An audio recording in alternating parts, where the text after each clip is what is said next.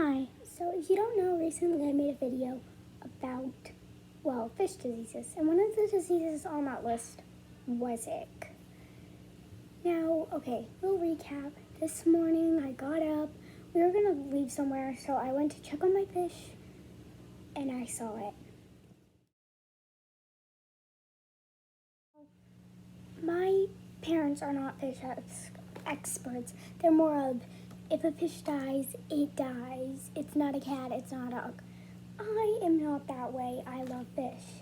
I noticed my brand new fish, I'm pretty sure it's a neon tetra, named Sequin, has ick. I inspected the other fish. So far from what I can tell, the mollies may be catching it. I'm not really sure. But the cardinal tetras also have it. I'm pretty sure it did start with my neon tetra Sequin because it has the most. I got it from a really good fish store, and originally it did not have ick. And I also noticed one of my cardinal tetra's colors was fading. And this is not serious, but we did buy a lot of things to help with it. So we will be trying to save my fish from ick.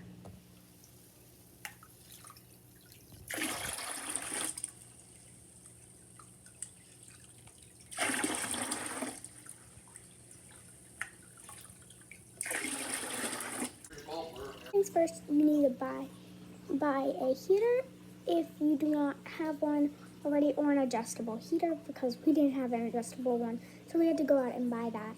And we just did a, not 50%, 25% water change. I'm sorry about the background, that's just the filter doing its job. Unboxing. If you don't know what ick is, go watch my video on diseases to know about more. But basically, it is white spots on your fish that causes a massive irritation to. We always have fun here on the Cookie Cake Rush channel, dealing with sick fish. If you don't know, this is actually my first time dealing with sick fish, so it scared me a lot, guys. Fun fact, well, not very fun, but ick is like a parasite that forms itself into small, attach itself to a fish's body and kind of not feed, but kind of feeding off the fish. And then in 2 or 3 days, it will come off. It will replicate and replicate and replicate and keep replicating a million times.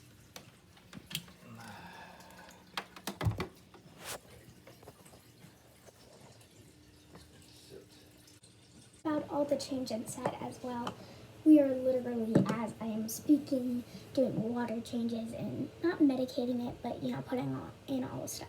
Speaking of medications, we are not medicating the fish. We are putting in salt. The temperature will in fact kill all of the pesky. Anyways, I don't even think I finished my sentence when I was talking about what it did. But yeah, it replicates and replicates and replicates, and then it flies into the air, attaching itself again to more fish, and it's really irritating for the fish. Let me just say that.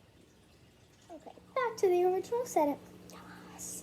Anyways, but we also bought a bubbler. A bubbler, you don't necessarily have to have it, but just in case, since even though these are tropical fish and can survive at temperatures from 78 to 82, we bought a bubbler, so 1, pretty little bubbles, and 2, it helps provide more oxygen in the tank, because when the warmth of the tank rises, the oxygen depletes, so it helps add more oxygen into the tank. There is a fun fact though. Of course, this doesn't really change the situation, but I believe it's called their labyrinth organ. I believe it is called their labyrinth organ. Betta fish can use their labyrinth organ in oxygen-depleted situations to be able to still have oxygen, because they're one of the few fish that can go up to the surface and breathe air. So yes, they can in fact survive in low oxygen depleted situations. Now, does that mean you should suck all the oxygen out of the tank? No. Now, the bubbler has to soak for an hour, so we are letting the water flow from the filter just go in, and they're getting plenty of oxygen right now. So if they were a little, they can just get all the oxygen they need. So for the next hour, we're just going to let it sit, and then we will add the salt and things in.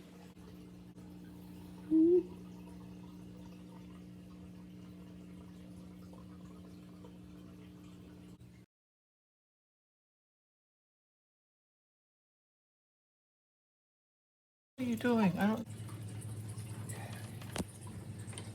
Alright, let's go. Anyway, so it's been about an hour, and so we are going to get the filter thingamajig out, and we are going to, we've already put it in now and everything. Also, we've already done the salt, the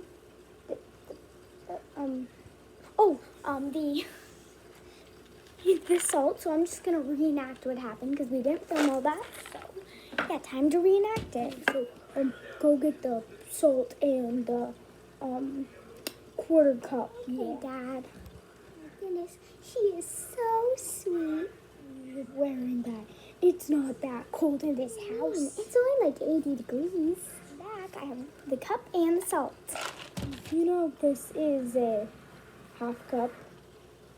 It's okay. It has a half line mark. Wow. So we can just put it in half, and then it will be a quarter. Let's learn our ABCs, kids. Mathematicans. Nothing's coming out, but I'm going to pretend something is. I'm just going to put it in and done. I think that about sums up what happened. I was the savior of that story, obviously. My parents didn't approve that, so hopefully they don't watch this video. We put in the new thermostat, we put in everything we need, and now we have bubbles in the tank, which is awesome. But then we put in the salt, which, yeah, now it's dissolved.